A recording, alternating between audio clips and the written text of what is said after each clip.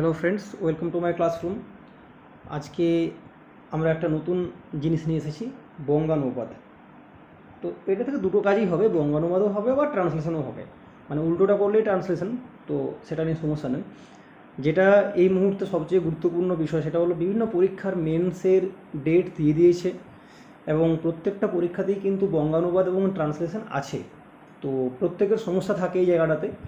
এখন একটা কথা প্রথমেই বুঝতে হবে যে লাক খুব বেশি ফেভার না করলে খুব একটা সহজ ট্রান্সলেশন বা বঙ্গানুবাদ কিন্তু পরীক্ষাগুলোতে দেয় না। অ্যাটলিস্ট মেন্স এক্সামে কোনোভাবেই দেয় না, কারণ আর চাকরির পরীক্ষা এবং তার মেন্স এক্সাম, সেখানে খুব সহজ যে বঙ্গানুবাদ দেয় তা নয়। অর্থাৎ আমি যেটা বলতে চাইছি, জটিল বলতে আমি কী বোঝাচ্ছি না, প্যাসেজটা পড়ার পর যদি কেউ একবার প্যাসেজটা পড়ে, যে ইংলিশটাতে অতটাও সাবলীল নয়, ইভিন যে ইংলিশটা ভালো জানে তারও প্যাসেজটা পড়ার পর কিন্তু মনে হয় যে এটার আমি বাংলা অনুবাদ করব কীভাবে, কারণ সময়ের মধ্যে বাধা ধরা ব্যাপার একটা, তার মধ্যে আমাকে নিয়ে আসতে হয়, আনলিমিটেড টাইম দেওয়া থাকে না। সেই সময়ের মধ্যে তার একটা অনুবাদ করা এবং ঠিকঠাক অনুবাদ করা যথেষ্ট জটিল বিষয়। তার উপরে প্যাসেজটাতে এমন কিছু ওয়ার্ডস থেকেই থাকে যার মানেগুলো বোঝা যায় না ঠিকঠাক করে, এবং আলটিমেটলি প্যাসেজটার একটা মানে পাওয়া গেলেও খুব কনভিনসিং হয় না যে আমি পুরোটা বুঝে গেলাম, একদম কোনো অসুবিধা নেই, আমি ট্রান্সলেশন করে দিলাম। এটা কিন্তু সচরাচর হয় না। তাহলে এই সমস্ত পসিবিলিটিগুলোকে মাথায় রেখে আমি বঙ্গানুবাদ শিখবো কীভাবে, বা পরীক্ষার সময় বঙ্গানুবাদটা নামাবো কীভাবে।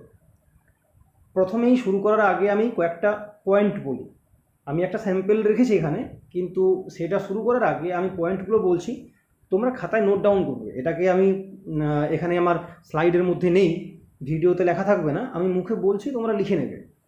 সেটা হলো গিয়ে প্রথম কথা, প্যাসেজটা ফার্স্ট টাইম যখন পড়া হবে, আমি ইংলিশ টু বাংলার কথা বলছি, যখন ফার্স্ট টাইম প্যাসেজ পড়া হবে, কারণ বাংলা থেকে ইংলিশের সময় বিষয়টা অতটাও জটিল হবে না যদি কেউ ইংলিশ একটু জানে, কারণ বাংলা বোঝার জন্য তো বাড়তি পড়তে হচ্ছে না, অন্তত প্যাসেজটা বুঝতে পারবে। সেই ইংলিশ জানে না, ট্রান্সলেশন করতে পারবে না, সেটা আলাদা বিষয়। কিন্তু প্যাসেজ যেটা দিয়েছে পরীক্ষার প্রশ্নে, সেটার অর্থটা বুঝতে পারবে বাংলাটা সহজেই। কিন্তু এখানে আমি করছি কি, ইংলিশ থেকে বেঙ্গলি করছি, তো আমাকে প্রথমে আটকাচ্ছে যে অর্থটা কী, এটাকে বোঝা। তাই আমাকে পড়তে হবে কীভাবে, এটা ফার্স্ট শেখার জায়গা, যে আমি ইংলিশের প্যাসেজটা কীভাবে পড়ব। তাই কমা, পূর্ণচ্ছেদ ইত্যাদি ইত্যাদি যে পাংচুয়েশন মার্কগুলো হয়, সেই অনুযায়ী সেন্টেন্সগুলোকে ঠিকঠাকভাবে আমাকে পড়তে হচ্ছে, এটা ফার্স্ট কাজ। 2 নম্বর, এই ভেঙে ভেঙে পড়ার পর, যেটা আমি ফার্স্ট স্টেপে করলাম, ভেঙে ভেঙে পড়লাম, এবং এখানে আরেকটা কাজ করব, যেগুলো ইম্পর্টেন্ট ওয়ার্ড, যেগুলো কি ওয়ার্ডস, যে ওয়ার্ডগুলোর মানে জানি না, বা যে ওয়ার্ডগুলো পড়তে পড়তে মনে হলো যে এগুলো কিন্তু সেন্টেন্সের মূল অর্থটাকে এই শব্দগুলোই ক্যারি করছে, সেইগুলোকে মার্ক করব। কোন কোনগুলোকে? ইম্পর্টেন্ট ওয়ার্ডস, যেগুলো কি ওয়ার্ডস, যারা সেন্টেন্সের অর্থটাকে ক্যারি করে, মানে যে শব্দের অর্থ জেনে গেলে বাকি সেন্টেন্সটার অর্থ না জানলেও চলবে, আমি একটা আইডিয়া পেয়ে গেলাম, এই ওয়ার্ডগুলো। এবং যে ওয়ার্ডের মানে জানি না, সেই ওয়ার্ডগুলোকে মার্ক করা প্রথম কাজ। পরীক্ষার প্রশ্নপত্রে আমাকে পেন্সিল ইত্যাদিতে ওই ওয়ার্ডগুলো, যেগুলো অর্থ জানি সেগুলো লিখে নিতে হবে, যেগুলো জানি না সেগুলো আন্ডারলাইন করে রাখতে হবে। এটা গেল প্রথম কাজ। দ্বিতীয় কাজ, এইভাবে পড়তে পড়তে আমি একটা তো আইডিয়া পেলাম, আমাকে সেকেন্ড টাইম আর একটা রিডিং দিতে হচ্ছে। তখন পুরো প্যাসেজটা ইংলিশটাকে গুছিয়ে বাগিয়ে পড়তে হবে আমাকে, একটা ওভারঅল আইডিয়া আনার জন্য। দেখা গেল আমি হয়তো আরও 10% বা 20% আইডিয়া ফর্ম করতে পারলাম, বাট সেটাও সাফিসিয়েন্ট নয়। আমাকে ধরে নিতে হবে সেটা সাফিসিয়েন্ট নয়, আমাকে আরও একবার পড়তে হবে। ফার্স্ট রিডিং প্রয়োজন নেই, গুছিয়ে গুছিয়ে বুঝে বুঝে প্যাসেজটাকে আরেকবার পড়া। এইভাবে যতক্ষণ না পর্যন্ত একটা ওভারঅল আইডিয়া তৈরি হচ্ছে।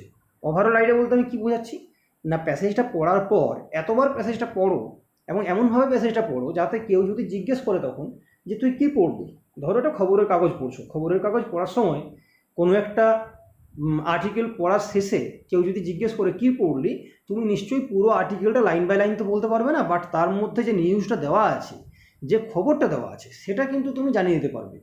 এই কাজটা আমাকে করতে হবে এই প্যাসেজটা পড়ে। তার মধ্যে যে বেসিক ইনফরমেশনগুলো আছে, তার মধ্যে যে জিস্টটা আছে, যে অন্তর্নিহিত মানেটা আছে, সেটাকে ফর্ম করতে হবে নিজের মধ্যে। এটা তখনই সম্ভব যদি বারবার পড়া হয়। এখানে প্রশ্ন আসে যে স্যার আমি তো ইংলিশের কিচ্ছু জানি না, অনেক ওয়ার্ডের মানে জানি না, সেক্ষেত্রে আমি কি করব? আমার কথা হচ্ছে দুটো দুটো ওয়েতে কাজটা করতে হবে। এক হচ্ছে ভোকাবুলারি স্ট্রং করা, ভোকাবসকে স্ট্রং করতে হবে, নয়তো করা সম্ভব নয়। কেউ যদি টেন্স ঠিকঠাকভাবে নাও জানে তবুও কাজটা হাসিল করা যাবে যদি ভোকাবুলারিটা ঠিকঠাক জানে। অর্থাৎ সেন্টেন্সের মধ্যে 6টা ওয়ার্ড দিয়ে বা 7টা ওয়ার্ড দিয়ে যদি সেন্টেন্স হয়, এটুকু জানতে হবে সকলকে যে তার মধ্যে 3 থেকে 4টে ওয়ার্ড নর্মাল ওয়ার্ড থাকে বা 5টা ওয়ার্ড নর্মাল ওয়ার্ড থাকে। সেন্টেন্সটা টাফ হলে 2টো ওয়ার্ড থাকতে পারে, তারও একটা ওয়ার্ডের মানে হয়তো আবছা আবছা জানা থাকে বা গেস করা যায়, আর একটা ওয়ার্ড হয়তো অজানা ওয়ার্ড। যে কোনো জটিল সেন্টেন্সের ক্ষেত্রে এটা হয়। তাহলে এই অজানা ওয়ার্ড বা যে ওয়ার্ডগুলোর মিনিংটাকে গেস করতে হচ্ছে, এই জায়গাগুলোর উপরে দক্ষতা বাড়ানোর জন্য আমাকে ইংলিশ ওয়ার্ড স্ট্রং করতে হবে, এর বাইরে কোনো উপায় নেই, এটা করতে হচ্ছে। তারপর দেখা যাবে এই আইডিয়াটা কিছুটা এসে গেলে পর প্যাসেজটাকে কয়েকবার পড়লে আমি প্যাসেজের গল্পটাকে বলতে পারবো যে আচ্ছা হ্যাঁ এটা পড়লাম। তাই কি করতে হচ্ছে আমাকে, প্যাসেজটা পড়ার পর নিজের মনে মনে বাংলা গল্পটা যেটা প্যাসেজের মধ্যে দেওয়া আছে সেটা নিয়ে ভাবো, বাংলা গল্পটাকে নিয়ে ভাবো, ব্যাস। তাহলে একটা স্ট্রাকচার তৈরি হলো মনের মধ্যে যে এর মধ্যে এই গল্পটা দেওয়া আছে, এই বিষয়টা বলা আছে, এটা এসে গেল।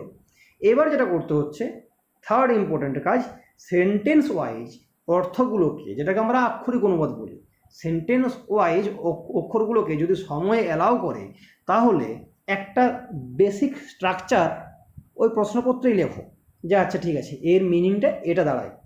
পেন্সিলে লিখবে যে আমার সেন্টেন্স ওয়াইজ মিনিং করলে এটা দাঁড়াচ্ছে। কি হবে এখানে, অনেক জায়গাতে ইংলিশের বাক্যের সাথে বাংলা বাক্যগুলো ঠিকঠাকভাবে যাবে না, গোলমাল হবে। যেটা ইংলিশে বলতে চাইছে আক্ষরিক অনুবাদ করলে পুরোপুরি কিন্তু বাংলাতে ঠিকঠাক আসবে না। যে কোনো ভাষা থেকে আরেকটা ভাষাতে গেলে একদম হুবহু কমা পূর্ণচ্ছেদ মেলাতে হলে ঠিকঠাক আসে না। তাই আমার এখানে কিন্তু লিখে দিলে নাম্বার কাটা যাবে। এই জায়গাতে ব্যাক করতে হবে, জাস্ট একটু পিছনে ফিরতে হবে। আমি যখন প্যাসেজটা পড়ার পর যে বাংলা অর্থটা মাথায় আনলাম, সেই বাংলা অর্থটাকে এবারে ওই সেন্টেন্স ওয়াইজ যে বাংলা অর্থটা লিখেছো তার মধ্যে বসানোর চেষ্টা করতে হবে যে আচ্ছা ঠিক আছে আমি তো এটা এরকম করছিলাম, তাহলে আমার এই জায়গাগুলোতে ভুল মনে হচ্ছে বা ঠিকঠাক লাগছে না, তাই আমাকে এই জায়গাগুলো বাদ দিতে হবে। এই কাজটা করতে পারলে কিন্তু বঙ্গানুবাদের মেন যে ব্যাপারটা সেটা মিটে যায়। তো চলো শুরু করা যাক আজকের প্যাসেজটা দেখি আমি কি দেওয়া আছে। এটা একটা দ্য হিন্দু নিউজ পেপার থেকে একটা আর্টিকেল, তার একটা অংশ।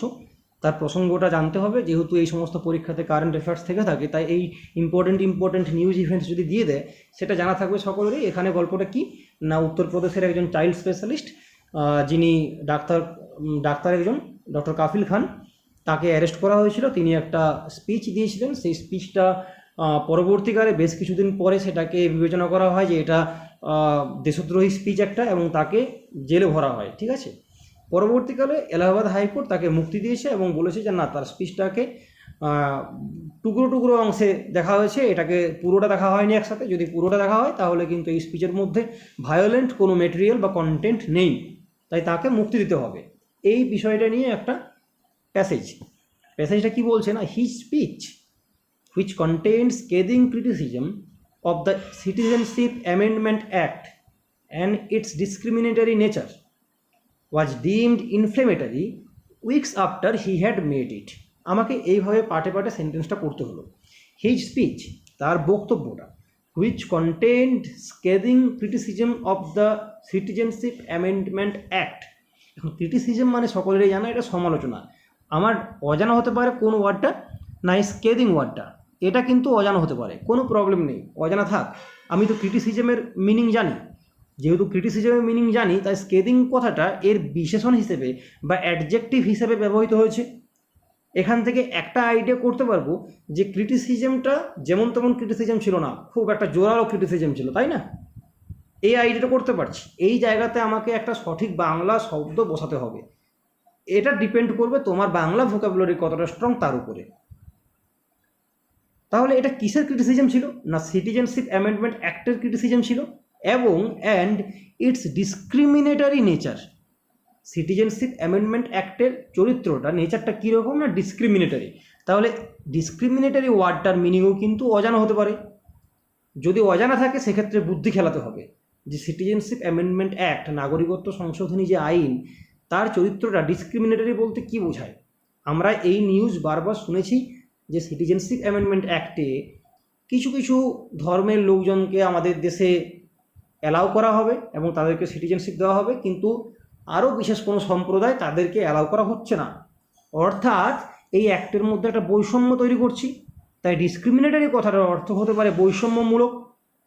ঠিক আছে, তো এটা গেল এই টোটাল সিটিজেনশিপ অ্যামেন্ডমেন্ট অ্যাক্ট সম্পর্কে কথাটা। He speech which contains scathing criticism of the citizenship amendment act and its discriminatory nature. তাহলে স্পিচ সম্পর্কে কিছু বলা হলো না, শুধু এটুকু বলা হচ্ছে যে স্পিচটা যার মধ্যে একটা সমালোচনা ছিল সিটিজেনশিপ অ্যামেন্ডমেন্ট অ্যাক্টের এবং তার বৈষম্যমূলক চরিত্রের উপরে ক্রিটিসিজম ছিল, কিন্তু সেই স্পিচটাকে কি করা হয়েছে এবারে বলা যায় সেটা না। হি স্পিচ, এই জায়গাটা বাদ দিলাম, হুইচ থেকে নেচার পর্যন্ত বাদ দিলাম, এটা বাদ দিয়ে দিলাম এবং বলছি his speech was deemed inflammatory weeks after he had made it. এখানে ইট বলতে কি বোঝাচ্ছে? এখানে ইট মানে ওই স্পিচটা, সেই স্পিচটা যেটাকে তিনি অনেক সপ্তাহ আগে করেছিলেন, weeks after he had made it, যখন তিনি স্পিচটা দিয়েছিলেন তার কয়েক সপ্তাহ পরে বা অনেক সপ্তাহ পরে সেটাকে ডিম করা হয়, বিবেচনা করা হয়। কিভাবে না? ইনফ্লেমেটারি হিসেবে। এখন এই শব্দটার মানেটাও অজানা হতে পারে। ইনফ্লেমেটারি শব্দটার মানে অর্থ অজানা হতে পারে। ঠিক আছে, এখানেও বুদ্ধি খেলাতে হবে। কিভাবে সেটা বলছি আমি। না, তিনি একটা স্পিচ রাখলেন, একটা বক্তব্য রাখলেন, যে বক্তব্যটার মধ্যে সমালোচনা ছিল কিসের? না সিটিজেনশিপ অ্যামেন্ডমেন্ট অ্যাক্টের এবং তার মধ্যে থাকা যে বৈষম্যমূলক চরিত্র তার, এগুলোর সমালোচনা করে তিনি একটা স্পিচ রেখেছিলেন। এবং সেই স্পিচটাকে রাখার বেশ কিছু সপ্তাহ পরে বা অনেক দিন পরে স্পিচটাকে ইনফ্লেমেটারি হিসেবে ডিম করা হয়। অর্থাৎ কি হতে পারে? ইনফ্লেমেটারি কথাটার অর্থ এখানে কি হতে পারে? না যেটা কাউকে প্ররোচিত করে বা উস্কানি দেয়। ঠিক আছে, যারা অ্যারেস্ট করছে তারা একটা যুক্তি দেখিয়েছে তো, যে এই স্পিচটা করার জন্য আমি যে তাকে অ্যারেস্ট করব তার কারণ কি? তারা বলছে, তারা বিবেচনা করেছে যে এই স্পিচটা নাকি উস্কানিমূলক, এটা উস্কানি দিয়েছে, তার জন্য তাকে আমি অ্যারেস্ট করেছি। ঠিক আছে, তাহলে ইনফ্লেমেটারি কথাটার অর্থ কিন্তু বেরিয়ে এলো উস্কানিমূলক। The High Court has now found that far from inciting Muslims, the speech taken in its entirety does not disclose any effort to promote hatred or violence. এখন এই কেসটা হাইকোর্টে চলেছে এবং high court has now found, high court find মানে তো খোঁজা, তাহলে হাইকোর্ট এখন খুঁজে পেয়েছে, এর আক্ষরিক অর্থ এটা হয় যে হাইকোর্ট এখন খুঁজে পেয়েছে কি না, ফার ফ্রম ইনসাইটিং মুসলিমস। এখানে বুদ্ধি করে কাজটা করতে হবে না, মুসলিমদেরকে উস্কানি দিয়েছে, ইনফ্লেমেটারি কথাটার অর্থ ছিল উস্কানি, তাহলে ইনসাইটিং কথাটার অর্থ আমি বলতে পারি প্ররোচনা দেওয়া বা প্ররোচিত করা। যে মুসলমানদেরকে প্ররোচিত করা তো দূরের কথা, ফার ফ্রম ইনসাইটিং মুসলিমস, মুসলমানদেরকে প্ররোচিত করা তো দূরের কথা। হাইকোর্ট কি খুঁজে পেয়েছে না, দ্য স্পিচ, এখানে একটা কমা হতো, দ্য স্পিচের পরে একটা কমা হতো, এখানে একটা কমা হবে, the speech taken in its entirety does not disclose any effort to promote hatred or violence. এই বক্তব্যটা যদি সম্পূর্ণ হিসেবে নেওয়া হয়, এন্টায়ারটি, যদি সমগ্র স্পিচটাকে নেওয়া হয়, অর্থাৎ যারা কেস ফাইল করেছিল তারা কি করেছিল না, বক্তব্যটার মধ্যে কনটেক্সট না দিয়ে, যে কোন কনটেক্সটে কোন কথা বলছে সেটা না জানিয়ে শুধুমাত্র কয়েকটা লাইনকে তুলে তার নামে কেস ফাইল করেছিল এবং তাকে অ্যারেস্ট করা হয়েছিল। হাইকোর্ট বলছে যদি তার বক্তব্যটা পুরোটা শোনা হয়, টেকেন ইন ইটস এন্টায়ারটি, সামগ্রিকভাবে যদি তাকে বিচার করা হয়, তাহলে এই স্পিচের মধ্যে কোনো রকম কোনো এফোর্ট নেই, কোনো প্রচেষ্টা ছিল না two promote hatred or violence, ঘৃণা বা হিংসা ছড়ানোর জন্য কোনো রকম প্রচেষ্টা ছিল না। Know where does it threaten piece in Aligarh, বলা হয়েছিল যে ওর স্পিচটা নাকি আলিগড় বিশ্ববিদ্যালয়ের শান্তি শৃঙ্খলা নষ্ট করবে। বলছে না, এখান থেকে এই স্পিচটা কোনোভাবেই, নো হোয়ার, এই স্পিচের মধ্যে এমন কোনো অংশ নেই যা থ্রেটেন করে, দ্য পিস ইন আলিগড়, এটাকে আমি কীভাবে বলবো? থ্রেটেন করা মানে তো ভয় পাওয়ানো, তাই না? এর বাংলা অর্থটা এরকম আসতে পারে যে বক্তব্যটি কোনোভাবেই আলিগড় বিশ্ববিদ্যালয়ের শান্তি বিনষ্ট করে না, ঠিক আছে, বা শান্তি শৃঙ্খলা বিঘ্নিত করে না, এটা আসছে মিনিং। এবারে এই যে পাঠ পাঠ করে পড়লাম, আমার তো এটা আর পড়ার প্রয়োজন নেই, কিন্তু যারা স্টুডেন্ট আছে যাদের সাবজেক্ট ইংলিশ নয় তাদেরকে প্যাসেজটা বারবার পড়তে হবে। এবং আমি বলছি বারবার পড়ার পর একটা ওভারঅল আইডিয়া কী আসবে না, ডক্টর কাফিল খান, তার কথা এখানে নাম বলা নেই, আমি আর্টিকেলটা পড়েছি বলে জানি, হয়তো পরীক্ষার সময় নাম দেওয়া থাকবে। তো ডক্টর কাফিল খান যিনি একটা স্পিচ রেখেছিলেন, যে স্পিচটা ছিল সিটিজেনশিপ অ্যামেন্ডমেন্ট অ্যাক্ট এবং তার যে বৈষম্যমূলক চরিত্র তার বিরুদ্ধে, সেই স্পিচটা রাখার পর অনেক সপ্তাহ পরে, অনেক দিন পরে সেই স্পিচটাকে কি বলা হয় যে না এটা ইনফ্লেমেটারি, এটা উস্কানিমূলক স্পিচ একটা। পরবর্তীকালে হাইকোর্ট তার বিচারে জানায় যে এই স্পিচটাকে যদি এন্টায়ারটিতে নেওয়া হয়, অর্থাৎ সম্পূর্ণরূপে নেওয়া হয়, তাহলে এর মধ্যে কোথাও কোনোভাবে শান্তি শৃঙ্খলা বা ঘৃণা এবং হিংসা ছড়ানোর কোনো প্রচেষ্টা নেই। আলিগড় বিশ্ববিদ্যালয়ে বা আলিগড়ের শান্তি শৃঙ্খলা নষ্ট করার মতো কোনো কিছু এই স্পিচের মধ্যে নেই। এটা গেল গল্পটা। এবারে ডিপেন্ড করবে তুমি এটাকে গুছিয়ে কিভাবে লিখতে পারছো। তাই আমাকে ফোকাস করতে হবে নিজের কনসেন্ট্রেশনের উপরে, নিজের মনে রাখার উপরে, যে আমি কতটা জিনিস মনে রাখলাম। কি ওয়ার্ডস যেগুলো, যেমন বৈষম্যমূলক, যেমন ইনফ্লেমেটারি বা উস্কানিমূলক, যেমন ইনসাইটিং যার অর্থ হচ্ছে প্ররোচিত করা, এই কি ওয়ার্ডসগুলো রাখতে হবে, সেটাকে নিয়ে সাজিয়ে গুছিয়ে আমাকে লিখতে হবে। লেখার সময় আমাকে প্যাসেজটা দেখতে হবে। আমি এটার স্যাম্পেলটা, যে এর বঙ্গানুবাদ ভালোভাবে কি করা যায় সেটা বলি। নাগরিকত্ব সংশোধনী আইন এবং তার বৈষম্যমূলক চরিত্র সম্বন্ধে তিনি যে ভাষণ দিয়েছিলেন তা অনেক দিন পর উস্কানিমূলক বলে বিবেচিত হয়। এই জায়গাতে যে সেন্টেন্সটা দেওয়া ছিল সেখানে বলছে স্পিচটা হুইচ কন্টেন্ট করার মতো রাখা, তাই না, ধরে রাখা। তাহলে স্পিচ যা সিটিজেনশিপ অ্যামেন্ডমেন্ট অ্যাক্ট এবং তার বৈষম্যমূলক চরিত্রকে ধরে রেখেছিল, বা তার বৈষম্যমূলক চরিত্রের সমালোচনাটাকে ধরে রেখেছিল, এভাবে তো বলা যাবে না। তাই আমার কি বলতে হচ্ছে যে নাগরিকত্ব সংশোধনী আইন এবং তার বৈষম্যমূলক চরিত্র সম্বন্ধে তিনি যে ভাষণ দিয়েছিলেন তা অনেক দিন পর উস্কানিমূলক বলে বিবেচিত হয়। ঠিক আছে,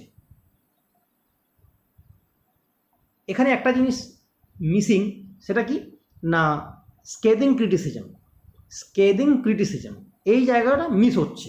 তাহলে আমি যখন পুরোটা মনে করে লিখতে গেলাম তখন দেখা গেল স্কেদিং ক্রিটিসিজমের জায়গাটা কিন্তু মিস হলো।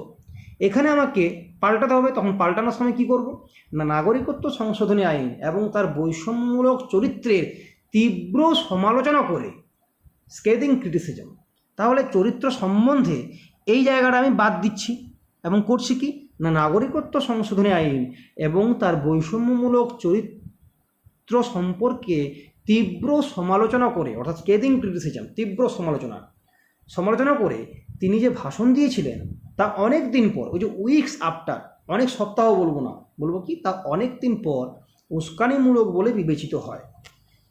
কিন্তু সেই ভাষণে সার্বিক পর্যালোচনা করে, যে টেকেন ইন ইটস এন্টায়ারটি, টোটালটা যদি নেওয়া হয়, কিন্তু সেই ভাষণের সার্বিক পর্যালোচনা করে এখন উচ্চ আদালত এই সিদ্ধান্তে এসেছে যে মুসলমানদের প্ররোচিত করা তো দূরের কথা, ওই যে ফার ফ্রম ইনসাইটিং মুসলিমস, ঠিক আছে, বক্তব্যটি কোনোভাবেই ঘৃণা বা হিংসার সঞ্চার করতে উৎসাহ দেয় না। আলিগড়ের শান্তি শৃঙ্খলাও এর দ্বারা কোনোভাবে বিনষ্ট হয় না। এখন এই যে সেন্টেন্সটা আমি লিখেছি, যে কিন্তু সেই ভাষণে সার্বিক পর্যালোচনা করে এখন উচ্চ আদালত এই সিদ্ধান্তে এসেছে, আমার কিন্তু ইংলিশ প্যাসেজে কোথাও বাট শব্দটা ছিল না। But the high court has now found, এখানে বাট কিন্তু ছিল না। আমি বাট বা কিন্তুটাকে বাড়তি নিয়ে এলাম, কারণ বাংলাটা লেখার সময় কিন্তু শব্দটা দিলে বাংলা অর্থটা আরও বেশি যৌক্তিক হচ্ছে, আরও ঠিকঠাক লাগছে, নয় কি? তাই কি লিখছি না, কিন্তু সেই ভাষণে সার্বিক পর্যালোচনা করে এখন উচ্চ আদালত এই সিদ্ধান্তে এসেছে যে মুসলমানদের প্ররোচিত করা তো দূরের কথা, বক্তব্যটি কোনোভাবেই ঘৃণা বা হিংসার সঞ্চার করতে উৎসাহ দেয় না। আলিগড়ের শান্তি শৃঙ্খলাও এর দ্বারা কোনোভাবে বিনষ্ট হয় না। এটা কি হলো না, আমি ইংলিশ প্যাসেজটা পড়ে যা বুঝেছি, কাউকে ইংলিশ প্যাসেজটা না দিয়ে আমি যদি বাংলাটুকু দিই, সেও কিন্তু একই জিনিস বুঝবে, ঠিক তো? তাই আমাকে সবসময় খেয়াল রাখতে হবে বাংলা যেটা লিখছি সেটা যেন গঠনগতভাবে ঠিকঠাক হয়, বাংলাটাও যেন শুনতে ভালো লাগে, এবং বাংলা প্যাসেজটাও যেন মনে হয় যে হ্যাঁ এটা একটা গোটা প্যাসেজ। আমি যদি সেন্টেন্স টু সেন্টেন্স যেমনভাবে দেওয়া আছে তেমনভাবে ট্রান্সলেট করি বা অনুবাদ করি, তাহলে কিন্তু বাংলাটা খুব খাপছাড়া লাগবে, সেটা যেন না হয়। তাই ইম্পর্টেন্ট পয়েন্টগুলোকে নোট ডাউন করতে হবে এবং সেটাকে গুছিয়ে একটা প্যাসেজ আমাকে লিখে আসতে হবে। এর বাইরে কিন্তু কোনো কিচ্ছু করতে হচ্ছে না। যাদের বিভিন্ন শব্দের মানে জানা নেই, কোনো শব্দের মানে যদি জানা না থাকে, চেষ্টা করতে হবে প্যাসেজটা লেখার সময়, বাংলাতে লেখার সময় এমনভাবে লিখবো যাতে ওই শব্দটার মানে জানি না এটা ধরাই না পড়ে। হ্যাঁ, স্যারও তো বুঝতে পারেন যে ঠিক আছে এই শব্দটার অর্থ কিন্তু সে লেখেনি, কিন্তু তুমি যখন প্যাসেজটা তৈরি করছো, নিজে যে প্যাসেজটা তৈরি করছো বাংলাতে, সেটা করার সময় এমন বুদ্ধি করে লেখাটা লিখছো যাতে ভেতরের অর্থটা পুরোপুরি প্রকাশ পাচ্ছে, তাহলে কিন্তু কোনো সমস্যা নেই, সেটা ভাবানুবাদ হয়ে যাবে, ঠিক আছে? এবং সেটা কিন্তু অনেক জায়গাতেই বেশি ভ্যালু পায়, যে না ঠিক আছে ওয়ার্ডের মিনিংটা জানে না, সে কিন্তু অন্যভাবে লেখাটা লিখে এসেছে। হ্যাঁ, তবে ভুলভাল লেখা যা চলবে না, ঠিক আছে? তো এটাই ছিল আজকের ভিডিও। আর নেক্সট ক্লাসে আমি আরেকটা বঙ্গানুবাদ বা উল্টো দিক থেকে ট্রান্সলেশন দেবো, কিছু ছোটো ছোটো ট্রান্সলেশন থাকতে পারে, এরকম একটা ভিডিও বানাবো এবং এই সিরিজটা দেখা যাক এটা যদি কন্টিনিউ করা যায়। ভিডিওটি পুরোটা দেখার জন্য সকলকে ধন্যবাদ। আর যারা সাবস্ক্রাইব করোনি চ্যানেলটা সাবস্ক্রাইব করো, আর বন্ধুদের মধ্যে অবশ্যই শেয়ার করো। কীরকম লাগলো, যদি কোনো ওয়ার্ড সম্পর্কে ডাউট থাকে সেটা কিন্তু কমেন্ট সেকশনে আমাকে জানাতে পারো। Thank you.